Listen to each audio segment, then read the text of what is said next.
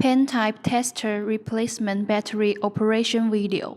Please be very careful during installation and removal. Unscrew the battery compartment cap. Unscrew these 4 screws. Use a screwdriver to gently pry up the connection of the housing.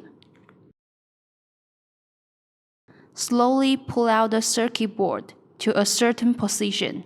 Stop pulling when it stucks. Tilt the circuit board down slightly. At this time, slowly pull out the rest of the circuit board.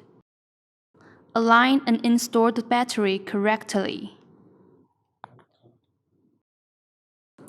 With the screen facing up, pull the circuit board in at a slight angle, and then press it firmly.